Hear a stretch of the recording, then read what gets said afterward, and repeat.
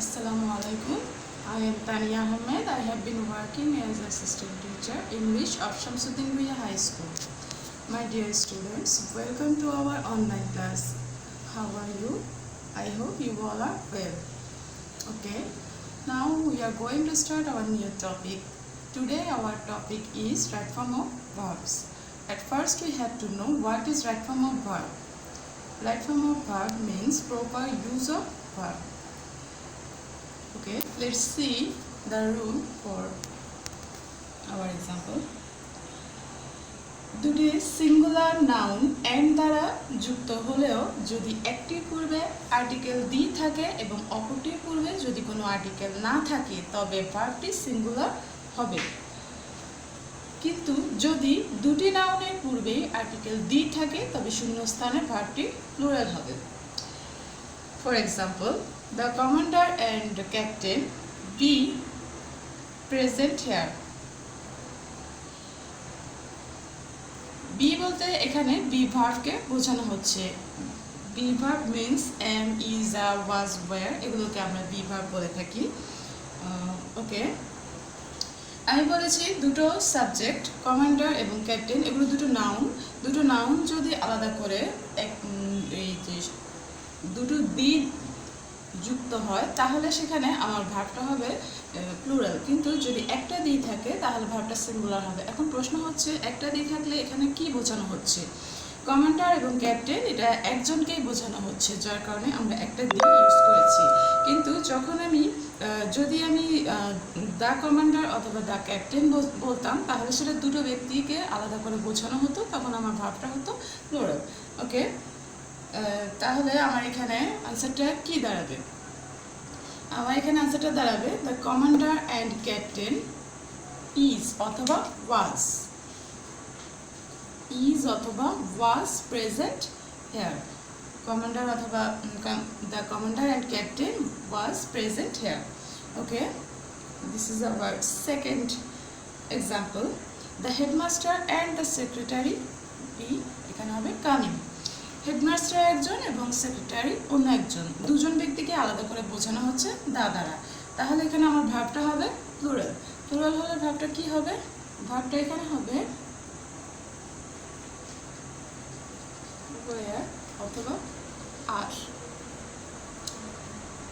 আর অথবা ওয়্যার হবে। তাহলে the headmaster and the secretary are coming অথবা were coming. Okay, now we are going to the second rule.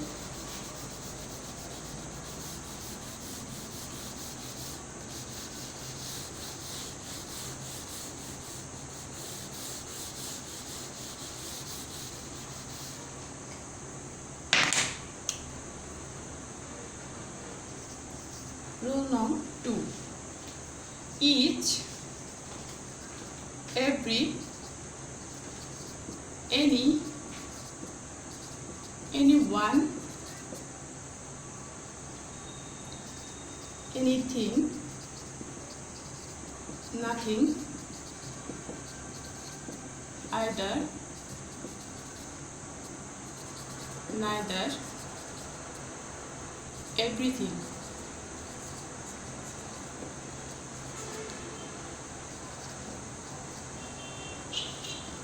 ইত্যাদি যুক্ত subject এর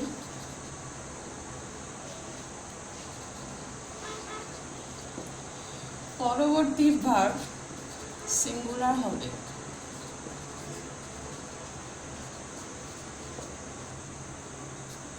আমি বলেছি each, every, anyone, anything, nothing, either, neither, everything ইত্যাদি যুক্ত সাবজেক্টের পরবর্তী ভার্ব হবে সিঙ্গুলার। আচ্ছা, আগে একটা এক্সাম্পল দেখাই, তারপর আমি একটু বোঝাই। Each boy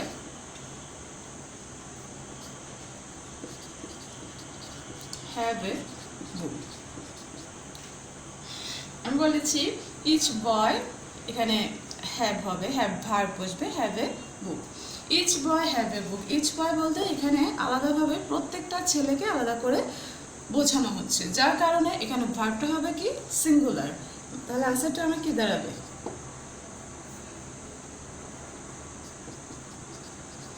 boy has a book.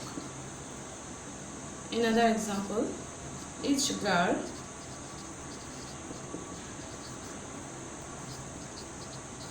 solve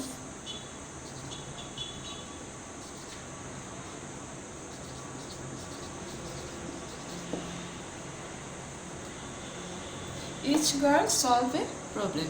এখানে আমি প্রত্যেকটা গার্লকে আলাদা করে বোঝাচ্ছি। Now tell me what is going to be the right form of verb for this sentence. এখানে আমার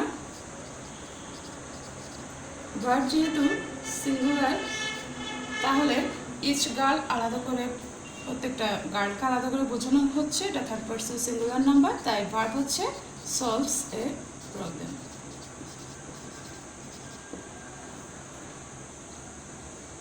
ওকে, আশা করি এটুকু বুঝে থাকবে। এখন আমরা অন্য একটা রুলে যাব।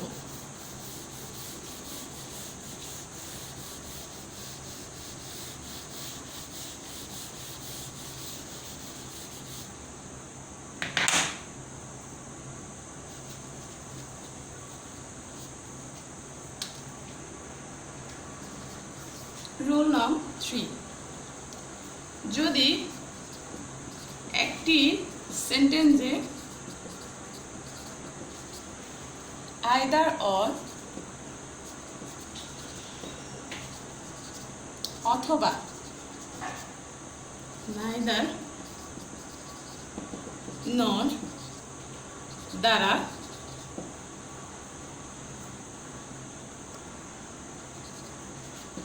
দুটি সাবজেক্ট যুক্ত থাকে, তবে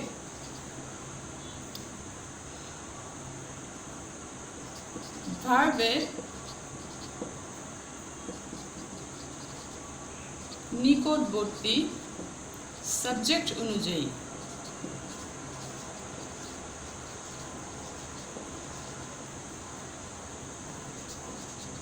ভার্বটি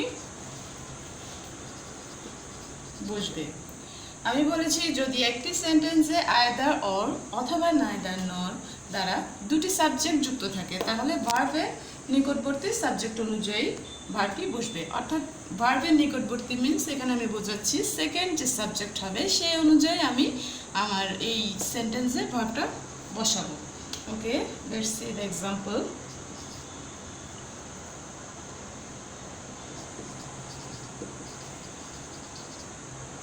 Neither the player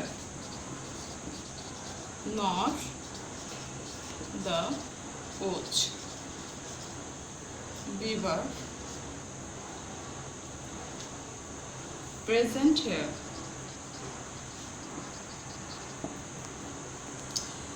এখানে neither নটটা নেগেটিভ অর্থে বোঝানো হচ্ছে। neither the players nor the coach বিভার বসবে প্রেজেন্ট হেয়ার।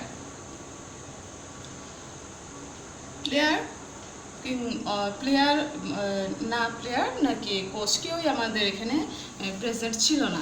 এখন এখানে আমার দুটো ভার্ব আছে, একটা হচ্ছে দ্য প্লেয়ার আর একটা হচ্ছে দ্য কোচ, দুজন।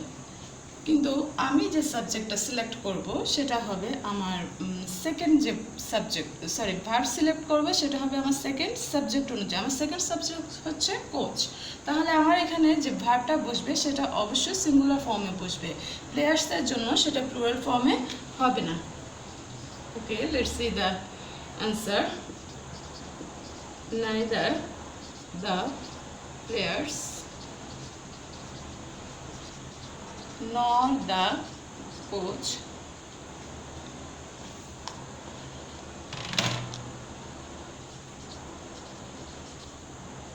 এখানে কি হবে? is অথবা was present here. কোচ অথবা প্লেয়ার কেউই প্রেজেন্ট ছিল না। ওকে, আরেকটা এক্সাম্পল দেখাই।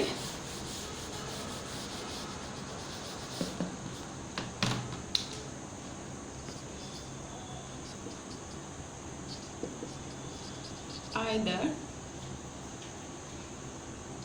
he or his friends.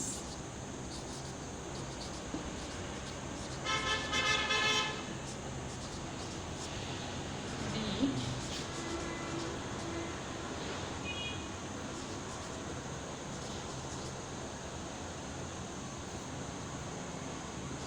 attending the party. আমি এখানে বলেছি either he or his friends, সে অথবা তার বন্ধুরা বি ভার্ব বুঝবে অ্যাটেন্ডিং দ্য পার্টি, পার্টিতে অ্যাটেন্ড করছে। এখন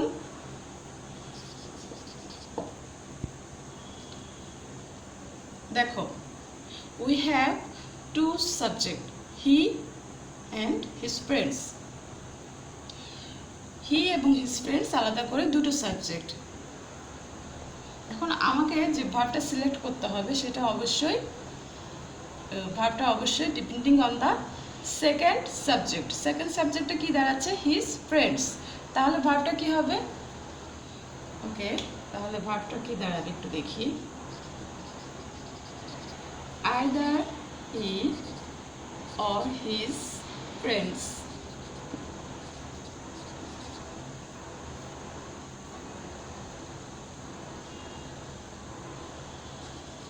আর অথবা where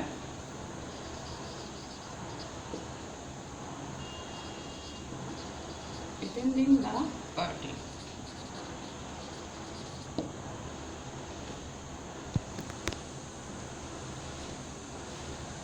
Here we have two subjects, his and his friends. Now we are going to the used plural verb. Okay, I hope you would understood all this rule well. Now I am in my class. Allah Hafiz.